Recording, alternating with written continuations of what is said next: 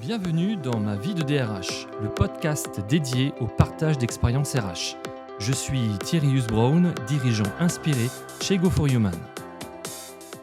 Avant de démarrer cet épisode, je voulais prendre quelques secondes pour vous parler de Go4Human, l'aventure que je mène avec Pauline. On a une conviction simple. Quand les équipes sont authentiques, se comprennent et avancent ensemble, tout devient possible. Alors, on aide les entreprises à créer cette dynamique, plus authentique, plus engagée et plus agile. Comment me direz-vous ? En alignant la direction sur la vision, les décisions et la communication, en donnant aux managers les clés pour engager, fédérer et piloter leurs équipes, en renforçant les dynamiques collectives et la communication. Le tout grâce à des séminaires team building, du coaching, de la formation, du co-développement et du conseil RH. Parce que oui, avec Pauline, on est convaincu. Une entreprise qui rayonne à l'extérieur, c'est d'abord une entreprise qui brille de l'intérieur. Bonjour à toutes et à tous, bienvenue dans ce nouvel épisode de Ma vie de DRH. J'ai l'honneur d'accueillir aujourd'hui Cécile Barral qui est DRH de la société AB7 Industrie. Bonjour Cécile. Bonjour Thierry et merci pour ton invitation.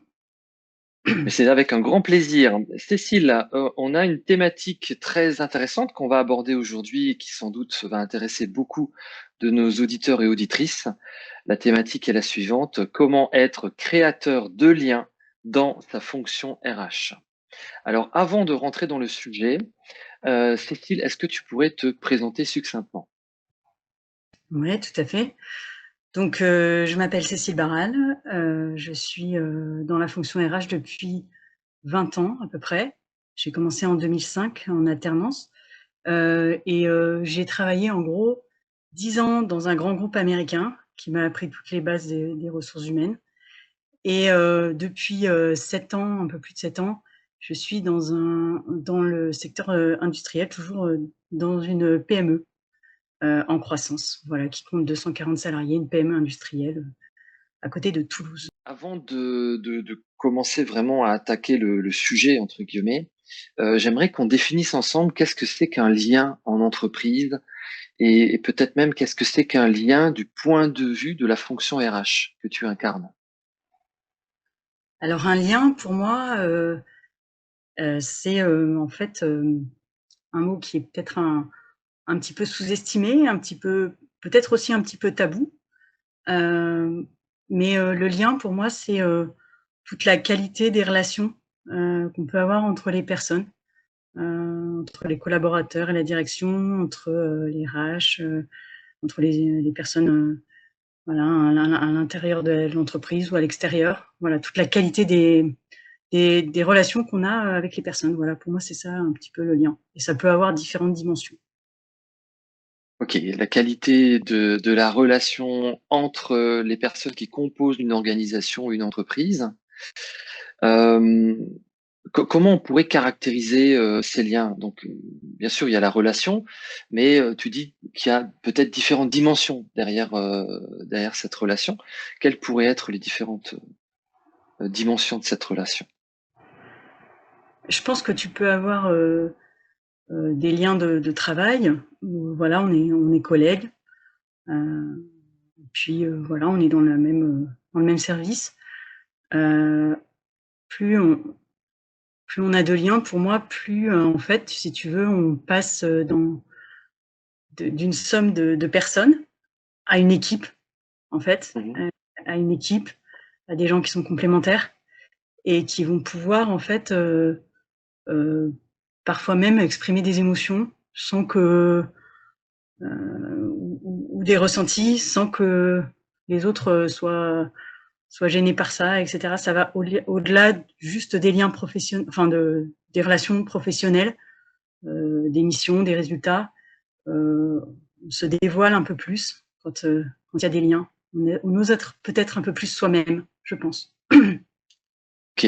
Donc j'entends dans ce que tu dis qu'il y a cette notion de confiance qui est primordiale dans la notion de lien et de relation. Parce que cette notion de confiance, d'après ce que tu nous as dit, permet aussi l'expression d'un certain nombre d'émotions, peut-être d'idées qu'on n'oserait pas dire si on n'avait pas cette confiance. C'est bien ça que tu voulais nous dire? Exactement. Ouais, ouais, Exactement, tout à fait. OK. Ouais, ouais, tout à fait. Alors, pourquoi est-ce tellement important, d'avoir ces liens puissants, dans un groupe pour que le groupe fonctionne bien et peut-être pour que l'entreprise à la fin fonctionne aussi bien? Pourquoi c'est tellement important de cultiver ce lien? Je pense que c'est important parce que, dans l'entreprise, ce qui compte quand même, c'est, les résultats, la performance, Mmh. la qualité, les marges. Voilà, tout ça, même si, moi je suis dans une fonction, où je gère entre guillemets «de l'humain», c'est-à-dire des personnes. Derrière, il y a toujours cette finalité, d'avoir des résultats et pour moi, c'est important de cultiver, d'entretenir, de développer ces liens parce que je crois profondément et ça, c'est vraiment une conviction que j'ai acquise, au cours de ces 20 dernières années, que, en fait, plus il y a de les liens, en fait, c'est ce qui va permettre la performance.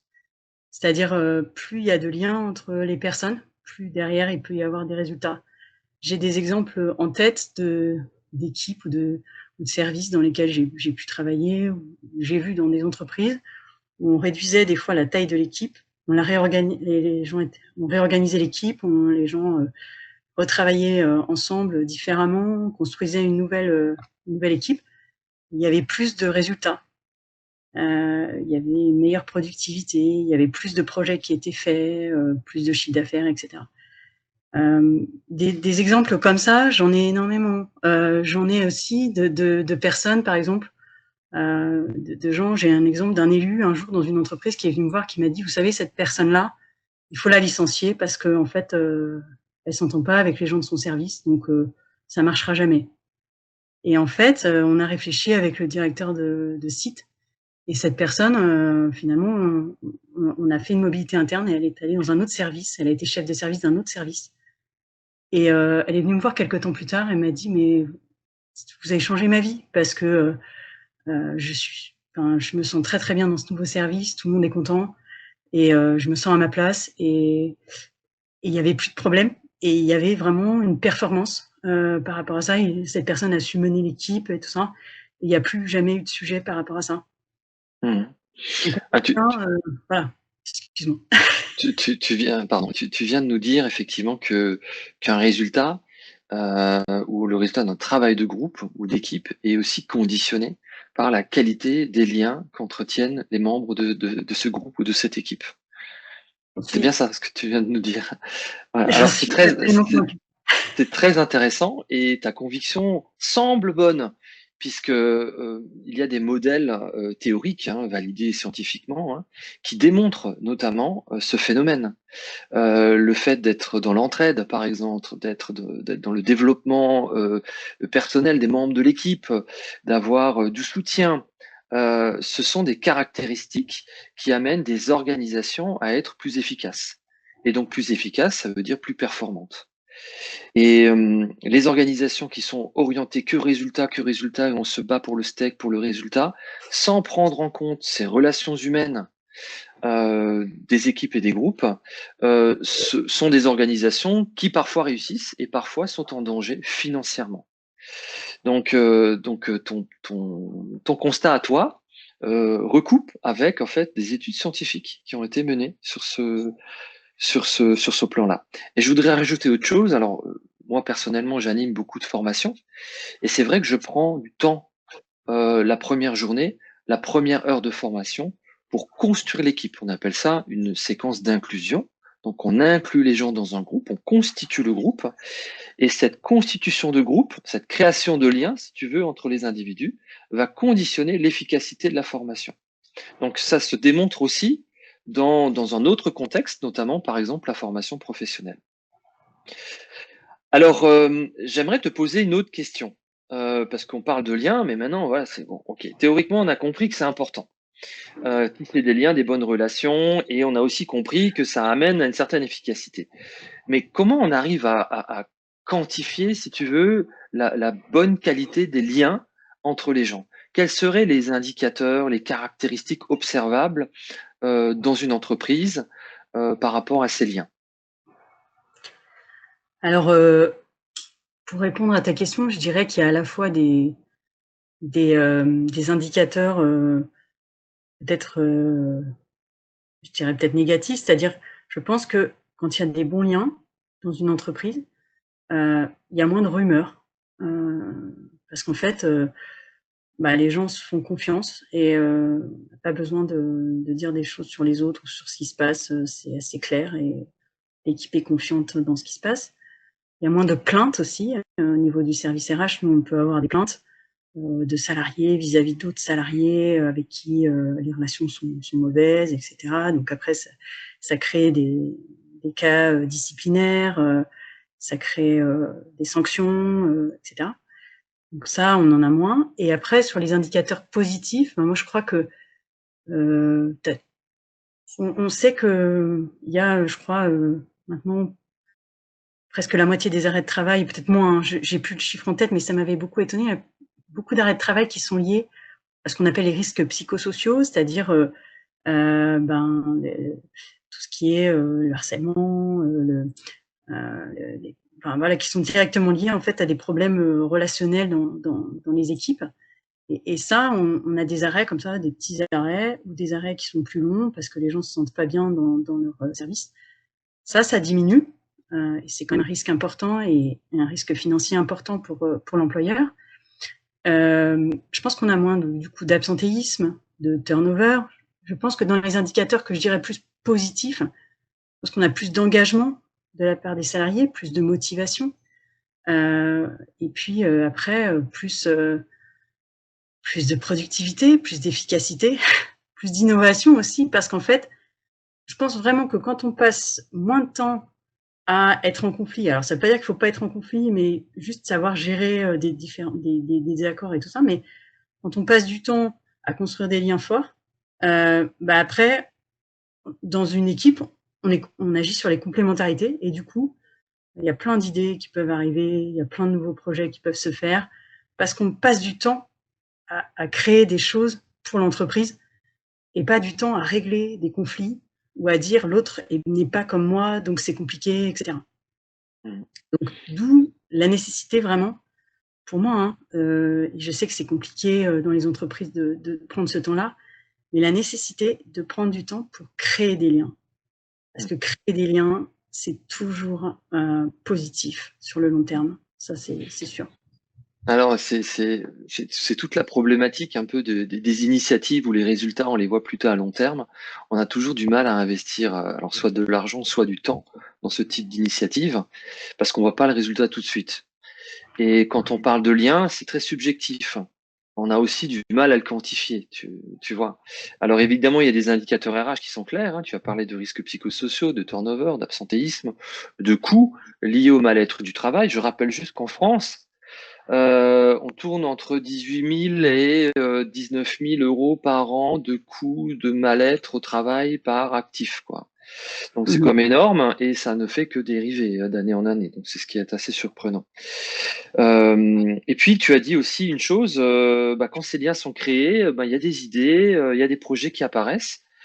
Et ben oui, c'est neurologique, hein, on va dire. Si une personne se sente bien avec ses collègues dans le contexte de travail, dans son contexte de travail, et ben elle est beaucoup plus créative. Et effectivement, il y a beaucoup plus d'idées, de projets qui apparaissent. Donc, ça joue directement sur la créativité des collaborateurs et bien sûr sur l'innovation de l'entreprise. Ok, on sait maintenant comment arriver à caractériser un bon lien. Donc, si j'ai pas de turnover, si j'ai pas trop de risques psychosociaux, pas trop de plaintes, si j'ai de bonnes idées ou de suggestions d'amélioration dans mon entreprise, voilà, je suis peut-être sur la bonne voie. C'est déjà pas mal. Maintenant, concrètement, comment concrètement on arrive à tisser des liens en entreprise ou alors comment on arrive à instaurer un environnement qui favorise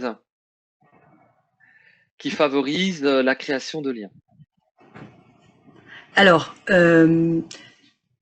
déjà, je pense qu'il y a plusieurs choses.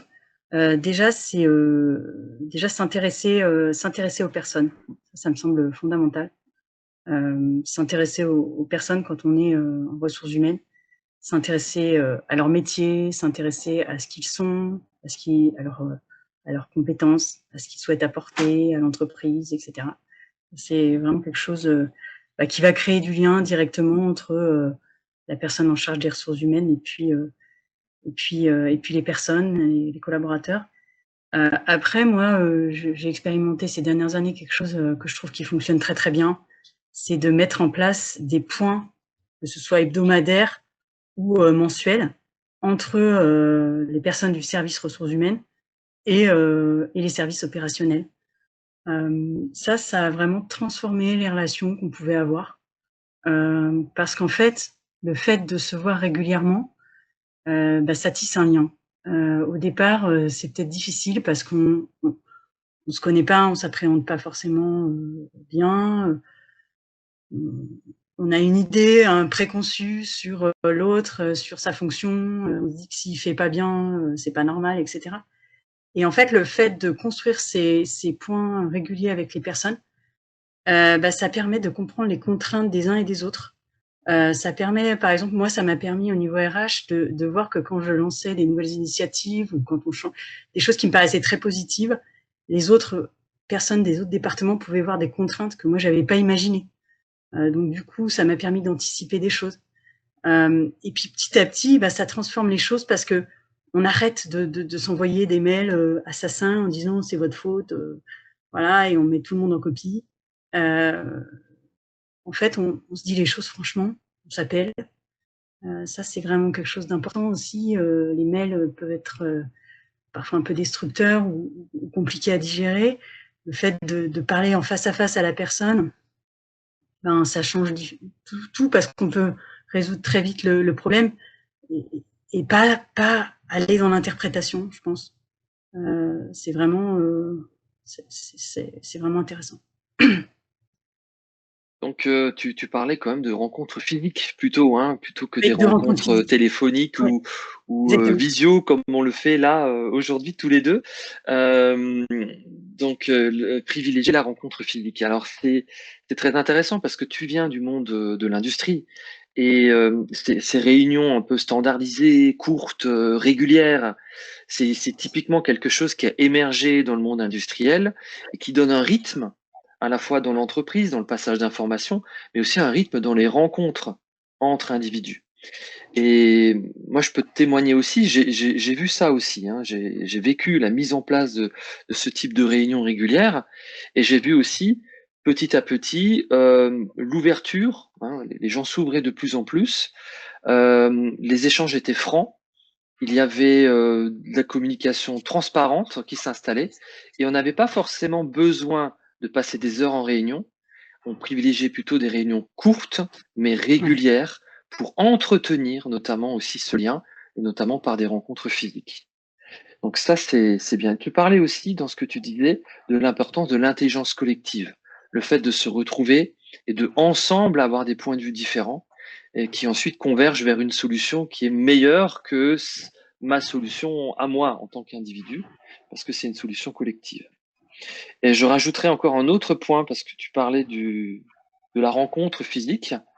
Après le Covid, tu vois, on a tous été enfermés, on travaillait tous à distance et on s'est rendu compte, les chercheurs en neurosciences notamment, se sont rendus compte que le fait d'être à distance comme ça, nos neurones n'étaient pas stimulés de la même façon. Notre système nerveux n'était pas stimulé de la même façon qu'en présentiel.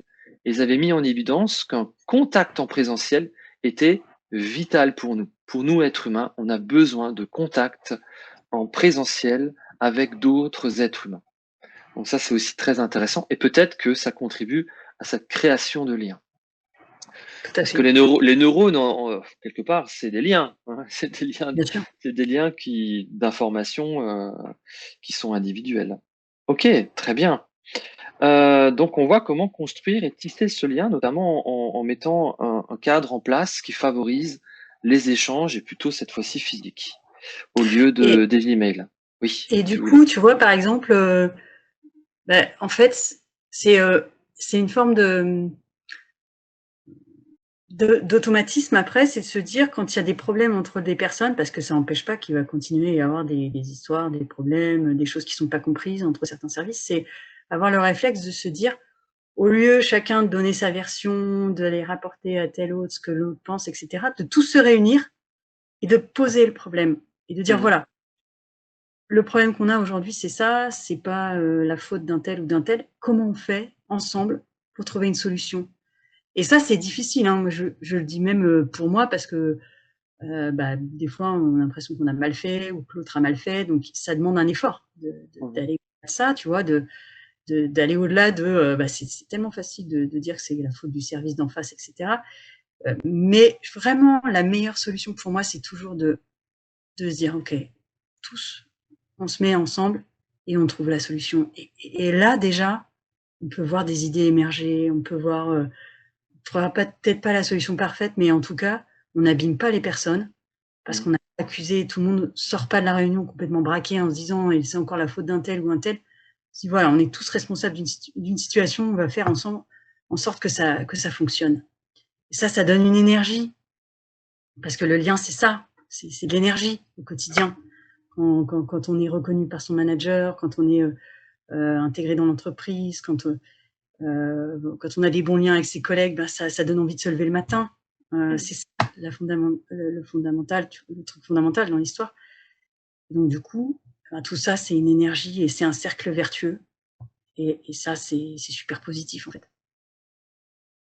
Exactement. Effectivement, c'est positif quand tout va bien au travail, tu as envie de te lever et d'aller le matin travailler parce que tu vas voir des collègues.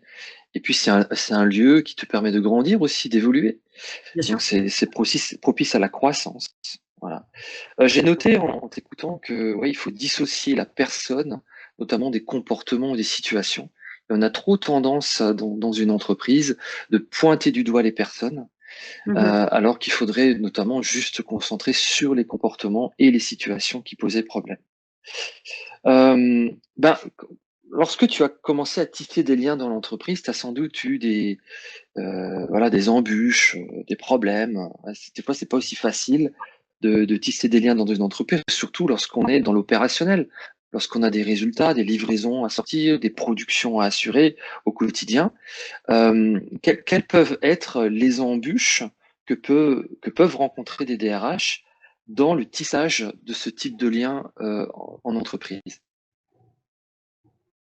Je pense que c'est un peu ce que tu viens d'exprimer, hein, quand on est RH en entreprise, comme quand on travaille dans un autre service, on a des objectifs, on a des résultats à atteindre, la performance est attendue. Et la performance, ça exige souvent dans notre monde où tout s'accélère, d'aller vite. Et on a tendance à dire, ce moment-là, en fait, il compte pas. On verra les liens après, en fait. Déjà, on va s'attaquer au problème, on va tous se mettre dessus et puis aller rapidement trouver des solutions, etc.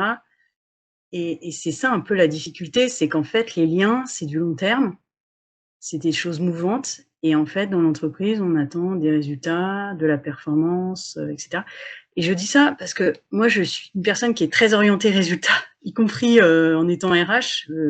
J'ai très à cœur que l'entreprise développe son chiffre d'affaires, sa marge, sa performance durable, etc. Donc, je le dis vraiment en toute humilité. Et c'est vrai que même moi, des fois, j'ai envie de dire, allez, on avance sur ce projet RH, etc.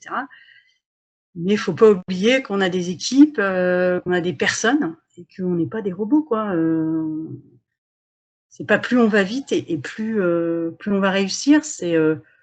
Je pense aujourd'hui, tu vois, avec l'expérience que j'ai acquise, je me dis, c'est plus, en fait, on a bien constitué l'équipe, le rôle de chacun, qu'il y a des liens forts dans l'équipe, qu'on se sent vraiment une équipe, que ça peut marcher, en fait. Plus ça, tu vois. Et ça, il faut du temps. Il faut du temps, il faut. Et ce temps-là, on l'a pas toujours. Alors, comment tu arrives, malgré peut-être des contextes des fois tendus où on est focus sur l'opérationnel, comment tu arrives quand même à te dire il faut qu'on se prenne le temps. Voilà, là, l'équipe, il faut qu'on se prenne du temps, qu'on se pose, qu'on retisse des liens pour pouvoir mieux avancer. Comment tu arrives à faire ce pas-là et à arriver à tout de même, dans des situations un peu tendues, de prendre le temps? Ben, c'est compliqué. Je peux pas dire que j'ai toujours fait ça et que je le fais toujours. Moi-même aussi, il me semble que je suis parfois happée par le quotidien, par l'exigence du résultat, etc. Mmh. C'est peut-être parce qu'on voit des situations aussi, des fois, qui peuvent déraper, ou des personnes qui d'un coup se mettent en arrêt maladie, ou etc., qu'on prend un peu de recul et qu'on se dit, attendez, là, on va peut-être trop vite, trop fort, trop loin, et il faut prendre ce temps-là absolument. Ou quand on a des plaintes de salariés sur des situations, etc., qu'on se dit, bah oui, il faut vraiment s'attaquer au problème. Parce que je pense que des fois, l'erreur aussi, c'est de contourner le problème et de se dire, c'est pas grave si les gens s'entendent pas, on va continuer et puis on aura quand même de la performance, etc. Mais je pense que ce problème-là, il revient souvent en boomerang. Donc à un moment ou à un autre, c'est attaquer ce problème-là, se faire aider par l'extérieur aussi. Ça, c'est quelque chose, moi, que je fais beaucoup en tant que DRH. C'est solliciter des conseils extérieurs, une aide extérieure. Parce que des fois, ça peut se résoudre avec des conseils d'autres personnes, des spécialistes, comme toi tu peux l'être, comme d'autres personnes peuvent l'être. Ça, c'est vraiment très utile, en fait. Mmh. Alors là, tu as mis le doigt, enfin, tu as mis le doigt sur quelque chose d'assez intéressant, c'est qu'il n'y a pas de solution miracle. Donc, voilà. Ouais.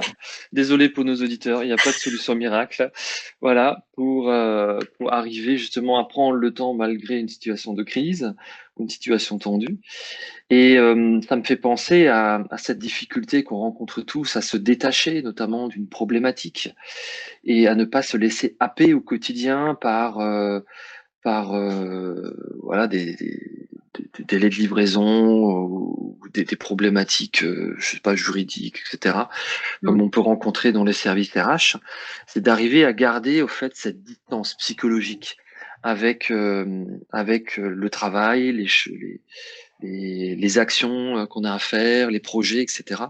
C'est d'arriver à entretenir, en fait, cette distance psychologique. C'est quelque chose qu'on cultive beaucoup dans le monde des arts martiaux. En tout cas, moi, je le cultive beaucoup. Ouais. Et je vois effectivement cette même problématique dans les entreprises. Et il y a peut-être effectivement un champ à combler en termes de formation pour essayer de former les gens à garder cette distance pour quand même faire un choix de prendre du recul avec les équipes, prendre un temps avec les équipes pour ensuite de nouveau s'engager dans l'action. Très bien.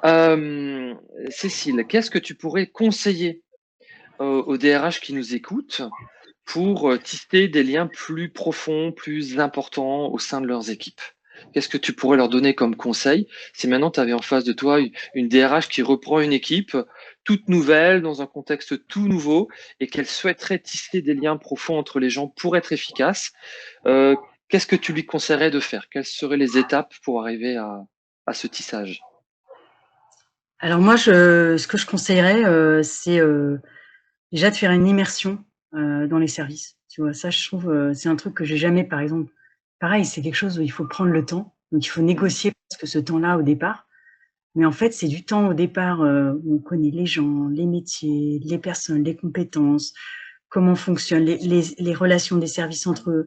Donc en fait, c'est du temps investi au départ qui peut permettre d'en gagner beaucoup par la suite, parce qu'après, on est connu, reconnu, les gens voient à quoi on sert, en fait, ils voient qu'on s'intéresse à eux, et je crois que vraiment le fondement de notre métier, c'est de s'intéresser aux gens et de comprendre ce qu'ils peuvent développer dans l'entreprise et ce qu'ils peuvent amener. Du coup, ça, c'est vraiment quelque chose, plus on s'intéresse aux personnes et à leur métier, et plus derrière, on est légitime et on peut tisser des liens entre les personnes, entre le service RH et les services. Voilà, ça c'est vraiment important. Puis une deuxième chose, c'est vraiment aussi toujours cette histoire de poser des problèmes. Tu vois, quand il y a des difficultés entre les services, tout ça, c'est essayer de se faire se réunir les gens, essayer d'éviter des bruits de couloir, parler à voix basse dans un bureau, etc. Mais poser tout le monde dans un service et discuter ensemble du problème et de trouver une solution, être orienté solution. Ça, c'est très important. Mhm. Donc, je reprends ce que tu as dit. Donc, deux choses pour permettre de mettre en place donc ce tissage. Donc, une immersion dans les services, prendre du Ouais. temps pour passer du temps, notamment avec les gens, comprendre comment ils fonctionnent. Et puis, en deuxième point, poser le problème en équipe, s'il y a un problème à résoudre, essayer de le résoudre ensemble, en groupe, en équipe. Ok, bah c'est super. Merci beaucoup, Cécile, pour Merci ce beaucoup. partage sur une thématique qui, je l'avoue, est pas aussi facile que ça, la notion de lien en entreprise. Alors, tout le monde sait de quoi on parle, mais c'est très difficile de le caractériser, d'essayer de le maîtriser, de le comprendre. On sait tous que c'est important, mais voilà, peut-être qu'il manque plein de recherches là-dessus, sur cet aspect un peu subjectif, en fait, du fonctionnement d'une entreprise, et pourtant tellement important et tellement essentiel. Donc, je voulais te remercier, Cécile, pour ce temps partagé à la communauté de nos DRH. Est-ce que tu souhaiterais rajouter un dernier mot avant de nous quitter? Merci beaucoup pour ton invitation et pour ce podcast qui est intéressant, parce que je trouve que on voit les DRH sous un autre angle. On voit des DRH vulnérables, des DRH qui parlent d'alignement, qui parlent de fragilité aussi. Et ça, c'est super important de changer l'image des DRH. Ça, des ressources humaines. Voilà. Merci beaucoup. Merci à toi. On essaie de créer du lien, vois-tu, Cécile, Tout à avec ce fait. qu'on est en train de faire. C'est parfait, ça correspond à la thématique. Merci à tous et donc à très bientôt dans un nouvel épisode de Ma vie de DRH. Merci d'avoir écouté cet épisode de ma vie de DRH. J'espère qu'il vous a plu. Comme évoqué en introduction de cet épisode, chez Go for Human, on est convaincu qu'un collectif solide, ça ne se décrète pas, ça se construit. Quand les relations sont vraies, tout devient plus authentique et aligné, et même dans les projets complexes. Si vous souhaitez avoir une communication plus fluide et sincère au sein de votre organisation, un codir plus visionnaire et authentique, des managers qui fédèrent et engagent leurs équipes, des collaborateurs plus autonomes et responsables, ça vous dit qu'on en parle? En tout cas, je vous ai mis notre numéro de téléphone dans la description de ce podcast. Je serai ravi de vous avoir au bout du fil. Allez, on se dit à très vite pour un nouvel épisode de Ma vie de DRH.